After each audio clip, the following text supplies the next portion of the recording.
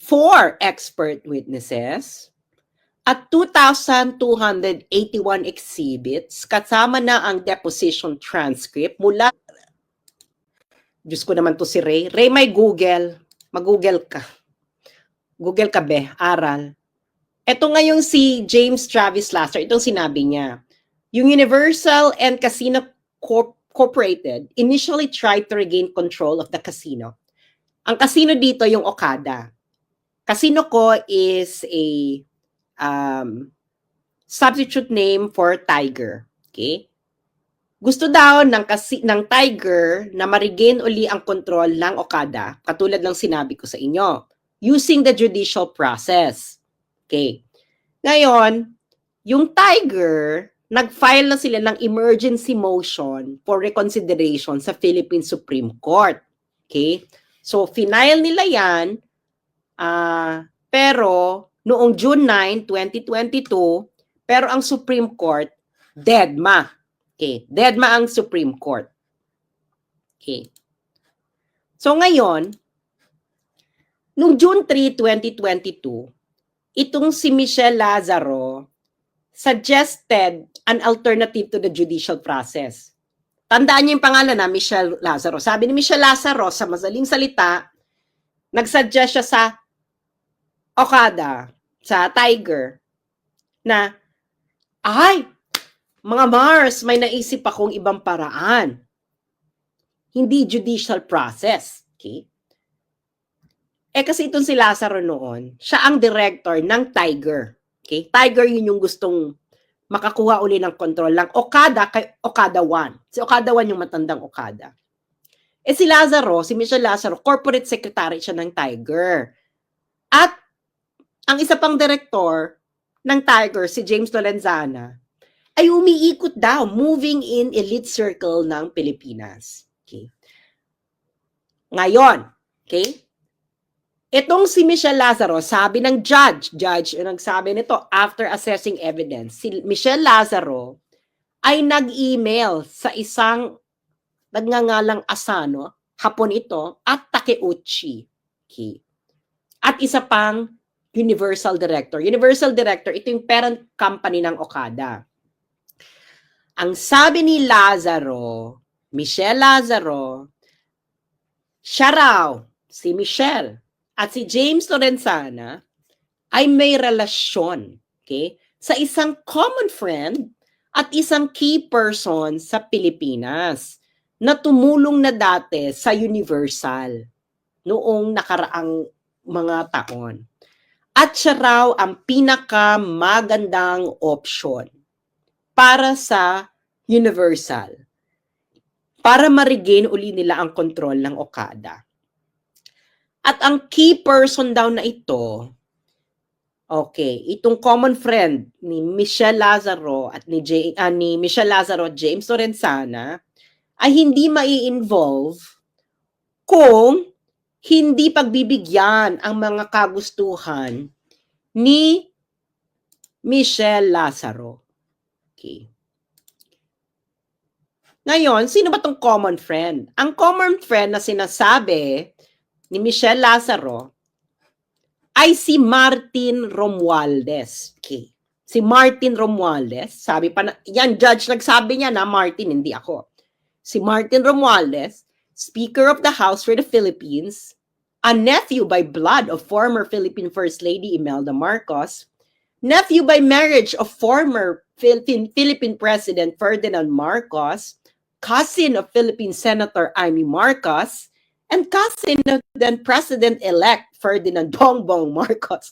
Can you imagine, talaga inilagay talaga dito sa court decision ang kanyang mga kamag-anak, ang kamag-anak ni Martin.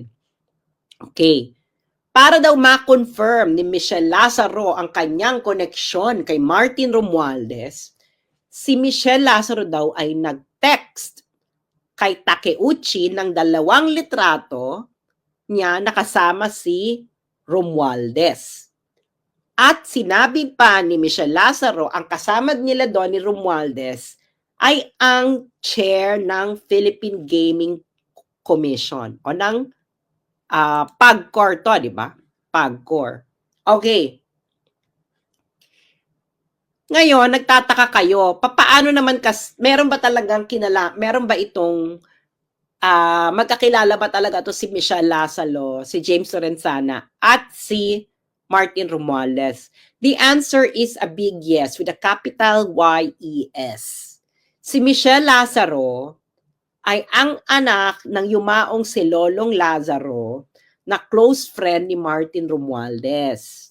Okay. Si Michelle Lazaro ay close din ito kay First Lady Liza Marcos. Si James Lorenzana ay brad ni Martin Romualdez sa Upsilon Sigma Phi. Tama ba pronunciation ko? Siya ay fraternity brad. Okay. Now, yan ang kanilang close relationship. Kaya talaga magkakilala sila. Okay. Ngayon, itong si Michelle Lazaro, nag-email ng term sheet sa mga Hapon. Okay. Ang hindi alam ni Michelle Lazaro, itong mga ganitong email, ganyan, pag nagkaroon ng kasuhan, nare-retrieve. Nare-retrieve ito, mare.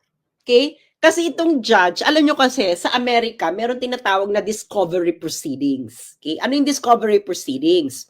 Halimbawa, dinimanda mo, napanood nyo ba yung yung Johnny Depp versus Amber Heard?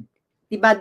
I'm pretty sure dun yung narinig yung discovery proceedings. Diba naloloka kayo, may mga text messages ng mga sinaunang panahon pa na biglang pinapakita? Yun ay kasama sa discovery proceedings.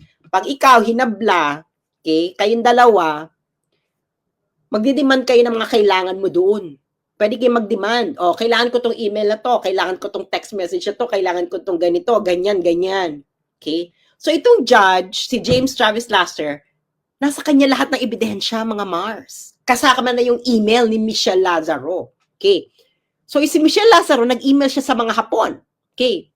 Ito raw, ang demand ni Michelle Lazaro ay silang dalawa daw para mailapit ni Michelle Lazaro ang problema ng Tiger para daw matulungan ni Martin Romualdez ang Tiger na makuha uli ang ownership ng Okada. Kailangan ito ang terms and conditions. Si Lazaro at Lorenzana daw dapat ay bayaran ng Tiger ng $35,000 per month net of taxes. In fairness, magkano yan? Yung $35,000, mga 2 million ba yan? Taray. Tapos, dapat din daw si Lazaro at si Lorenzana ay maging member ng board ng Tiger. Okay. At dapat yung committee key officer daw ng Okada ay dapat daw isang nagngangalang Yip at Van der Sande. Okay? Kailangan din daw taasan ang kanilang sweldo. Ganyan. So, yun ang mga conditions. Okay? So, yung mga nakikita nyong JX656, yan ang link doon sa evidentiary support, yung email mismo. So, ngayon, itong si Fujimoto, okay, pinirmahan niya yan. Executive yan ng Universal. Pinirmahan niya yan. Ayan, nandyan. Nakita yung JX656, yan ang reference sa evidence na sinabmit sa korte sa Delaware. Kaya nga sabi ko sa inyo, punta kayo ng Delaware, kunin nyo lahat ng kopya ng ebidensya. Okay. Ngayon, kasama daw sa plano, di ba yun yung terms, no? O ito daw, dapat daw, kasama daw sa plano, the plan for moving forward also involved delivering something to Romualdez.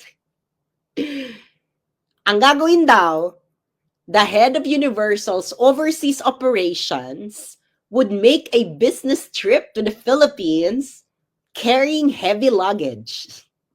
That included an item for number 2. Okay. Ang evidentiary support nila dyan ay yung JX725 at 4. Nandun yung lahat ng ebidensya nasa Delaware, nasa korte. Ngayon, Pagkatapos mag-arrive ng item kay number 2, also known as Martin Romualdez, then a different senior Universal executive would set up an interview with Martin. Okay. Yun lang eksena. Okay. Ngayon yung Asano, yung isang Hapon, sinabi niya na since nakip na nila ang promise nila kay number 2, ito yung heavy luggage delivery, dapat si Martin ay gawin niya ang kanyang part of the deal. Okay. O, hindi natin ito babasahin kasi itong si Adder, ito yung kasama ng 26 Capital. Naalala niyo, ibabalik ko lang, explain ko lang ito ng maliit. Na, kasi itong si Adder ng 26 Capital, ang kiniklaim niya, hindi niya alam itong dodgy deal. Hindi niya to alam, hindi niya alam itong heavy luggage deal. Kaya sinasabi niya na kamalian ito ng Tiger. Eh sabi ng korte, paano hindi mo alam 26 Capital? Eh may email kang natanggap. May email kang natanggap, 26 Capital. At ang text pala, may text ka at email na natanggap nang sinabi na kukunin ng Universal Entertainment ang suporta ng isang very high level of the Philippine government with compensation of the arrangement, all tied to taking back control of the casino. So yung 26 Capital, sabi ng judge, huwag kang etsyosera na hindi mo alam na ibabribe nila si Martin Romualdez kasi in-inform ka via email na yun ang gagawin. Okay. So ayan, so sabi ng judge, ayan malino na malino sa ebidensya. So yung link dun sa ebidensya ng email na yon is JX647. Okay? Okay. Now, eto na. Okay. Noong July 27, 2022, ang executive ng Universal, parent company ng Okada, na si Sato Nobuki, ay nagbiyahe mula Japan papuntang Pilipinas. Okay. Tapos, isa pang executive ng Universal na si Hajime Tokuda ay nag-schedule lang meeting kay Romualdez the next day. O, yung JX730 na yan, link yan sa evidentiary support na nagpapatunay na nangyari yon. Okay? Kaya pag pumunta kayo sa Delaware Court, ewan ko kung marirequest nyo ang buong kabuuan ng kaso, pati mga evidence, ganyan. Eh, siguro naman, okay. So, ayan, may evidence. Okay. Hindi naman siguro gagawa ng kwento yung judge sa Amerika, di ba? Ngayon, yung meeting daw ni Romualdez at ng mga Hapon ay tumagal ng 90 minutes. Can you imagine, Martin? Kahit pati pag length ng oras ng meeting mo sa mga Hapon, alam nila. Ngayon, para daw i-accommodate ang meeting, ikaw daw, Martin, ay bumalik ka mula sa pag-i-inspect ng isang earthquake disaster area sa Luzon. Okay? Earthquake disaster area sa Luzon. Yung mga nagpapadala po sa akin ng stars, huwag po kayo magpadala ng stars kasi hindi po nagre-remit sa akin ng Facebook. Huwag na po kayo magpadala, wag po kayo. Kanina pa ako nakita nagpapadala ng stars. Huwag kayo magpadala ng stars dahil hindi sa akin nire-remit ng Facebook. Okay, continue. Ngayon, so bumalik pa siya. Alam niyo itong earthquake na to, nung July 2022, ito yung sa Northern Luzon eh. Galing ata ng Ilocos or Abra nito si Romualdez. So bumalik. Okay, sa pagkatapos ng kanyang visit sa earthquake disaster, negosyo na si Martin. Negosyo na. Ngayon, yung mga Hapon na executives, binigay kay Romualdez ang sulat ng 26 Capital at Zama na sinasabi na malaking problema kung yung desisyon ng Supreme Court ay hindi mababalik, ay hindi padarating yung tungkol sa ownership ng Okada. Sabi ng mga Hapon, ito ay documented at may ebidensya na kinonsider si James Travis Laster. Gusto ng mga Hapon na ng isang pabor kay Martin Romualdez para sa isang maagang resolusyon ng Supreme Court decision. So ngayon, ang sabi dito, ayon sa na-establish na fact ni James Travis Laster, okay, ng Delaware, may mga evidentiary support ito, Martin, wag kang umarte, ay pagkasabi sa kanya ng mga Hapon, ang sabi daw ni Romualdez, ay tumawag si Martin Romualdez right there and there, ganun siya ka-powerful. Hindi ka man lang nagsabi, Martin Romualdez, na I will think about it. Wala nang ganon. Pak! Sabi ng mga Hapon sa kanya, oh, Martin, gusto namin ng favorable decision, may heavy luggage. Siguro, sa sobrang heavy ng luggage, napatawag sa Supreme Court kagad si Martin Romualdez. Yan ang nakalagay eh. Kagad. Walang kaabog-abog, wala man lang Mr. Japanese, hindi man lang nagpakipot. Kaya ito gusto ko kay Martin Romualdez eh. Hindi siya pa virgin pokpok. Yan ang gusto ko kay Martin Romualdez. Hindi siya pa virgin pokpok. Ano talaga siya? Nakalabas talaga ang kanyang halang na bituka, and everyone loves it. Okay? So, sabi ng mga Hapon kay Romualdez, kailangan namin ng tulong. Kailangan namin na ang Supreme Court ninyo ay maglabas kagad ng favorable resolution para sa amin. So, si Martin daw tumawag kagad. Tawag! Hello, Supreme Court! Can you imagine? Nagtawag daw siya at nag-send ng text sa ilang miyembro ng Philippine Supreme Court, including its chairman. Ebidensya ito, mga Supreme Court. Anong masasabi ninyo sa factual finding ng judge sa Amerika? Pati daw chairman nyo noon. Ano ba ang chairman? Ang chairman ay Chief Justice, di ba? So ilan daw sa inyo, mga Supreme Court Justices, tinawagan ni Martin? Hello? Hello, pre? Hello, meron akong heavy luggage. Ganon. Malamang, di ba? The Universal Executives understood that there were 3 judges involved, with 1 judge on the other side and 2 judges on the other side. So parang nagkabilian na, nag-emirate na. The Universal Executives reported to their colleagues that the pressure by number 2 must be working. Ano ba yung pressure na ginawa sa inyo, Supreme Court? Dapat magsalita kayo dito kasi sabi mismo ito ng judge sa korte sa Amerika. Pinressure kayo daw ni Martin at tinawagan habang may heavy luggage na palitan. Okay. Yung QR code pa na yan ang decision. This goes straight to the court decision na madadownload sa website ng Delaware Court of Chancery. At kung hindi po gumagana yung QR code, ito po yung eksaktong link. So, picturean nyo na lang yan. Ngayon, feeling nila mag-work yung ginawa ni Romualdez intervention kasi nga naman napaka-heavy ng luggage do. So ngayon yung 26 Capital at yung Tiger nag-go ahead na, Olga, let's do it. Let's close the deal na kasi natulungan na tayo ni Martin Romualdez na mag-pressure ng Supreme Court ng Pilipinas. Di ba? Ngayon, sabi ni Judge James Travis Laster, no one addressed the legality of this type of arrangement in the Philippines. Sarcastic din si Judge Laster, no?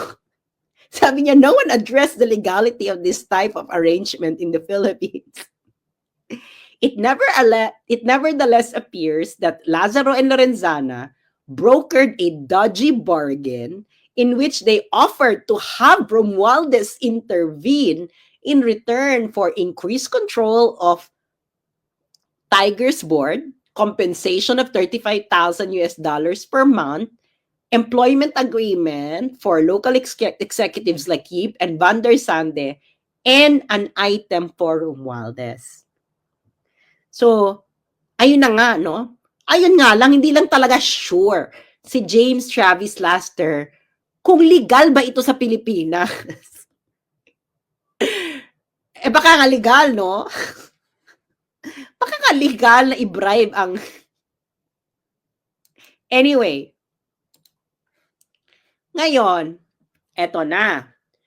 Siyempre, gusto nilang paktagpan ng Universal ang involvement ni Martin Romualdez. Kaya kung naalala ninyo, nung pumutok ito nung nung August 2023, yung Okada nag-release ng statement, wala pong kinalaman si Martin Romualdez, wala ganyan. Di ba? Ganon, nag-release sila, hanapin nyo yung statement nila. Gusto nila hugasan ng kamay ni Martin Romualdez. Ganyan din ang ginawa ng Universal, ang parent company ng Okada. Ang sabi ng Universal Executive ng mga Hapon, sabi nila, Mr. Judge, yung heavy luggage naman po ay, ang laman lang po talaga nun ay mga papeles. Sabi ng mga Hapon, ito rin mga Hapon na to, no? Alam nyo kayong mga Hapon, hindi talaga kayo marunong magsinungaling. Hindi talaga kayo marunong magsinungaling. Can you imagine ang sinabi ninyo sa judge? Ang sinabi ninyo sa mga judge, sa judge sa Amerika, na ang heavy luggage na bit nyo kuno at binigay nyo kay Martin, ang laman ay mga dokumento. Dahil ang sabi ninyo, wala kayong printer.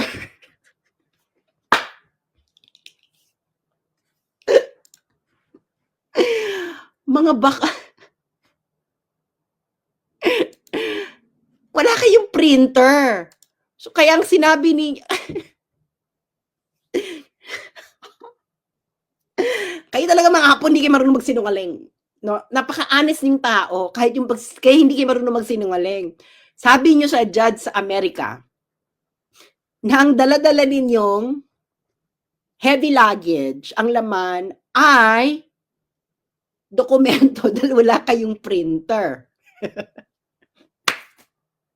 Kaya, yung mga Hapon sa Japan, nag-print ng dokumento sa Japan at bumiyahe ng Pilipinas para ibigay ang mga dokumentong ipinrint nyo sa Japan dahil wala kayong printer sa Pilipinas.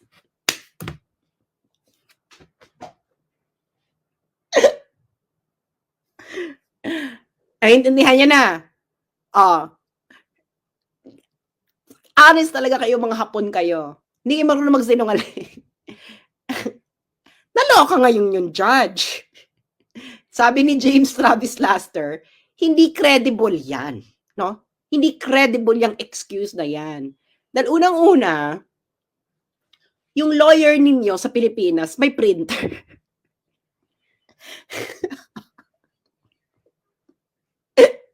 Yung kumpanya, kung walang printer yung kumpanya nyo, yung lawyers nyo may printer. Okay. Ikalawa, sa Pilipinas, ina-accept ang electronic version daw. Okay? Ikatlo daw, bakit kailangan nyo pa nang i-print ang dokumento? I-final nyo na nga yung mga dokumento. Bago ninyo ma-meet si Martin Romualdez, na-final nyo na yung dokumento. So, i-print yun, ipapakita. Tapos, ika-apat daw, sabi ng judge, sino pinagloloko nyo? Binabalahura ko na lang, no? Kasi syempre mas diplomatic yung judge. Kasi sabi lang ng judge, ganito ka-diplomatic kasi yung judge. Sabi ng judge, a senior universal executive would not be tasked with carrying documents when a courier would do. So kung balahura version ito, oy, Mr. Japanese, huwag nyo nga akong etyosin. Talaga, pag di-deliver nyo ng dokumento, yung executive, may courier. It's not practice na yung pinakamataas na tao pupunta ng magbiyahe ng Japan papunta ng Pilipinas para lang magdala ng dokumento. May courier, tama nga naman. May FedEx, magkano na naman ang FedEx? Ano ika-4? Okay. Sabi pa ng judge, hindi talaga kapanipaniwala yung etos ninyong mga Hapon kayo. Kasi sa email ninyo, sa internal emails ninyo, parating yung ginagamit item. Kung documents yan, bakit kailangan item? Pag documents ang dadalhin nyo, sinasabi nyo documents. Pero pagdating dun sa heavy luggage, item. Okay. Tama nga naman, di ba? Papaano ngayon to nalaman ni James Travis Laster? Itong email. Discovery proceedings. Okay, may ganyan sa Amerika. So, isasabihin mo talaga lahat yan. Okay. Ngayon, ika-6, sabi pa ng judge, puro kayo code sa inyong internal emails. Ginagamit nyo item, heavy luggage. Tapos, kay Martin Romales, ang ginagamit nyo, number 2. Hindi ba? Ngayon, kung court documents lang ito, bakit daw kailangan may mga code? Court documents lang naman nito. Sabi ng judge. At finally, eto na talaga, no? Sabi ng judge. At ika-6, talagang, ika-7, sobrang etos talaga kayo. Kasi, noong minute ng mga Hapon, si Martin Romualdez, pinakita nila yung letters. Ang pinakita nila kay Martin Romualdez ay letters ng 26 Capital, yung naghabla dito sa korte, at ng Zama. Tungkol sa deal, mapupunta sa peligro dahil nga yung Supreme Court baka hindi mag-release ng favorable decision as soon as possible. Yung mga sulat naman na yon, ay hindi naman mabigat.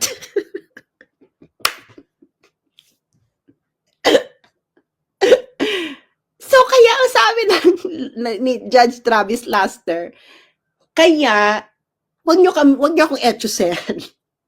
Yung heavy luggage na yan ay bribery. Ngayon, kung magkano ang laman, magkano ang bribery ninyo, ay baka malaman na lang natin ito mula sa mga Hapon mismo. Honest naman sila. Baka may lumabas na lang dyan, Martin. Di mo alam. Okay. So, nakita nyo na, sabi ng judge, wag mo akong etyo. Mga Hapon, wag nyo akong etyosin. Heavy luggage, dala-dala nyo lang dun sa luggage. Letters. Ano ba kayo ganyan kay ka-shelter ang buhay ninyo? Gano'n ba kadami yung letters? Ano ba yan? 10 rim? So, yan po ang alamat ng heavy luggage. Okay. Ngayon, again, inuulit ko, yun ay fact sa kaso na isinampa ng 26 Capital laban sa Tiger. Nadawit doon si Martin Romualdez dahil nga si Martin Romualdez wala pang 100 days as House Speaker. Kumamkam na kaga. Kaya idol ko si Martin. Hindi siya pa virgin pokpok. Talagang pak! First 100 days, pak! Go for the big deal talaga. Go for the heavy luggage talaga si Martin. Wala pang 100 days as House Speaker. So, yung 26 Capital, di ba? Yung 26 Capital actually, nanalo siya dito. May nanalo siya dito. Okay? Kaso, ang sabi nung judge, 26 Capital,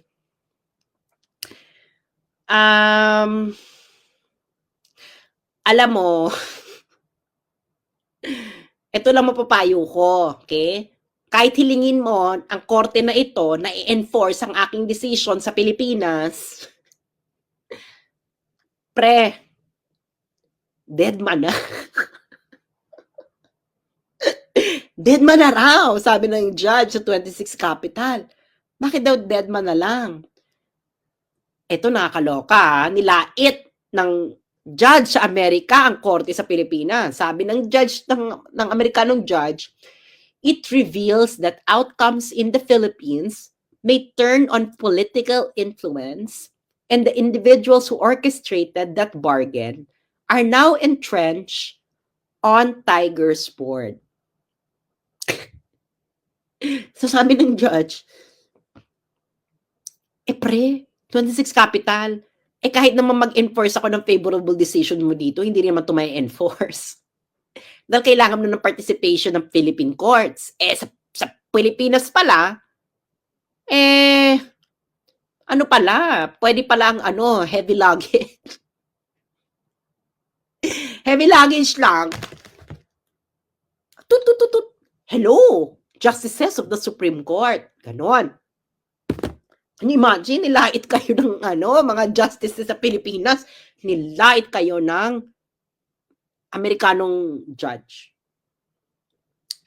So, kaya ayon ang storya ng heavy luggage. Okay? Kung gusto nyo itong mabasa, okay, nang walang over-dramatization ko, i-download nyo to, click, or puntahan nyo tong link ng website na ito, at pumunta kayo sa page 36 ng decision. Okay? Yan mismo ang kopya ng desisyon ni James Travis Laster, Vice Chancellor ng Delaware Court of Chancery.